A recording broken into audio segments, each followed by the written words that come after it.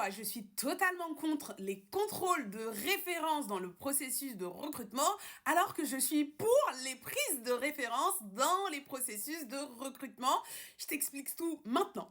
Déjà, c'est quoi la définition commune qu'on peut retrouver à la fois dans une prise ou un contrôle de référence? C'est l'action pour un employeur avec qui tu es en processus de recrutement de contacter un de tes anciens employeurs pour lui demander son avis sur ta personne. Il va chercher à avoir son retour d'expérience pour comprendre comment est ta façon de travailler, si ça lui a plu et s'il a été satisfait de votre collaboration. Par contre, il y a aussi une grosse nuance entre les deux. Parlons d'abord de ce que je vais appeler le contrôle de référence. C'est le plus courant et c'est celui que tu dois absolument éviter au maximum. Comment est-ce qu'il va se présenter? Tu en es au premier, deuxième, troisième entretien avec l'entreprise et ton interlocuteur va te demander sur le ton de l'évidence si tu es d'accord pour une prise de référence et quels sont les interlocuteurs que tu l'autorises à contacter dans cet objectif. Bien sûr, tu as tout à fait le droit de refuser, la loi t'y autorise et dans ces cas-là, ton futur employeur ne peut même pas te discriminer à cause de ça et mettre fin au processus de recrutement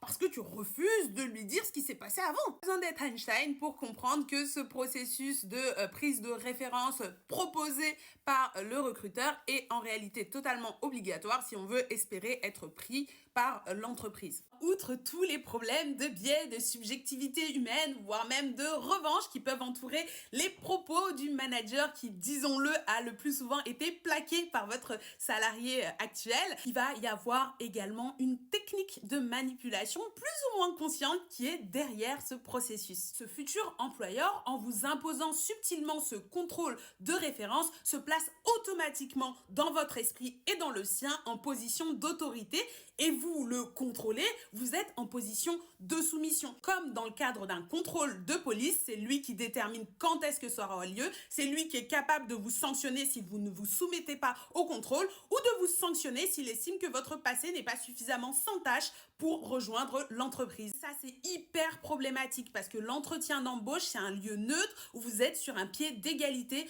avec votre employeur pour définir les termes de votre engagement mutuel. Et le processus pour se garantir d'arriver à un accord satisfaisant pour les deux parties, c'est la négociation. On va apporter des arguments pour défendre notre point de vue, on va faire des concessions et on va écouter l'autre. Sauf que dans notre inconscient collectif, on ne négocie pas avec l'autorité. Donc si on a été conditionné à voir notre futur employeur comme l'autorité, ça va être beaucoup plus difficile en tant que candidat d'intégrer de manière sereine cette discussion, de remettre en question peut-être certains propos de l'employeur au cours de la négociation ou de lui présenter nos arguments. On va donc lui accorder une position de force avant même que la négociation n'ait commencé, alors qu'il n'a pas plus de légitimité que nous, à définir le cadre de la relation contractuelle qu'il y aura entre nous deux.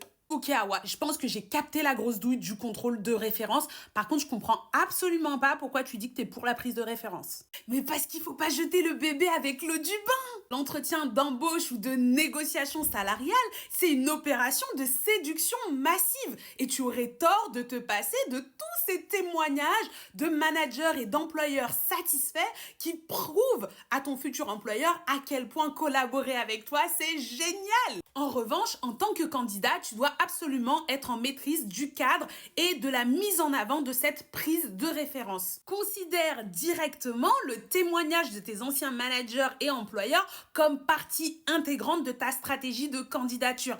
Et très tôt dans le process, tu vas pouvoir mettre en avant les lettres de recommandation qui vont être les plus pertinentes au regard du poste que tu vises et du profil de l'entreprise que tu vises, mais aussi une sélection de managers, d'anciens managers qui vont être la plus pertinente pour échanger avec eux. N'hésite pas à organiser toi-même cette rencontre visio, téléphonique pour prendre part au process et pour le présenter comme un argument de vente, entre guillemets, de ta candidature.